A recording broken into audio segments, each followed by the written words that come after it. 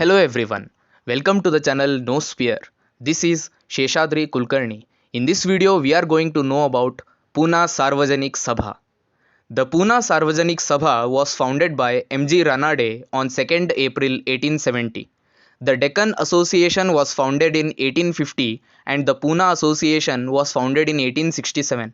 Both were unsuccessful, and then the western educated residents of Pune, probably the upper middle class people, saw the need for a socio-political organization.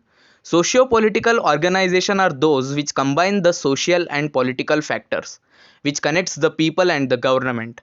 Hence, Pune Sarvajanik Sabha, a modern socio-political organization, was formed to work as a mediating body between the government and people of India during the British Raj.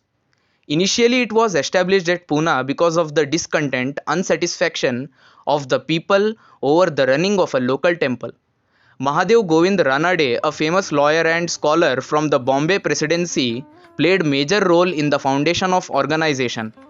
He was also the great social reformer and he was also a judge in Bombay High Court. Ganesh Vasudev Joshi, also known as Sarvajanik Kaka, was also a lawyer, social reformer and the political activist. It is also said that initially Sarvajanik Sabha was established by Joshi, but generally it is accepted that it was formed by M.G. Ranade. But Ganesh Vasudev Joshi played the major role in this Sabha. His name was attached by the organization name and called as Sarvajanik Kaka. Kaka means uncle. Many other key members of the Sabha were Bhavan Rao, Srinivas Rao, Pant Prathinidhi, S. Chiplunkar, M. Kunte, Vishnu M. Bhide, Bal Gangadhar Tilak and Gopal Hari Deshmukh. The members were mostly from the educated middle class family of society and consisted of lawyers, pensioners, teachers, journalists and government servants in the judicial and education department. Bhavan Rao Srinivas Rao Pant Prathinidhi was the first president of the organization. Many prominent leaders like Gopal Hari Deshmukh, Bal Gangadhar Tilak, Anna Saheb Patwardhan served as its presidents. Sarvajanik Sabha aspired to become modern democratic organization.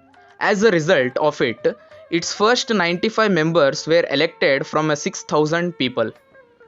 It tried to serve as the bridge between the government and the people, to keep the interest of the people and work for their development.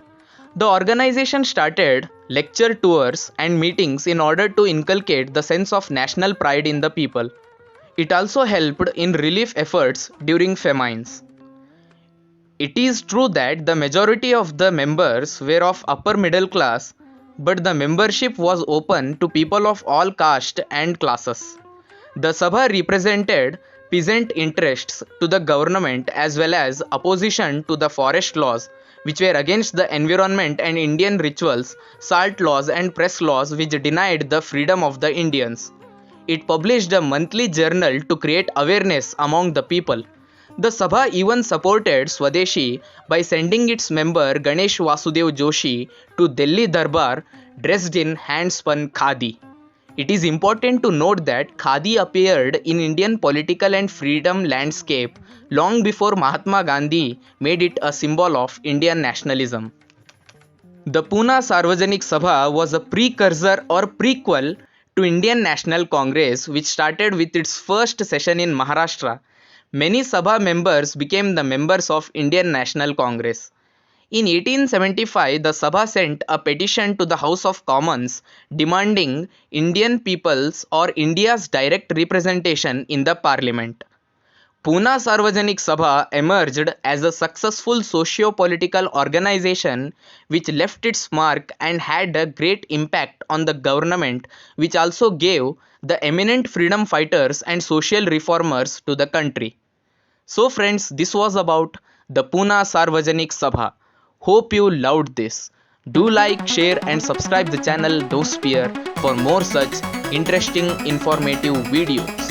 Thank you.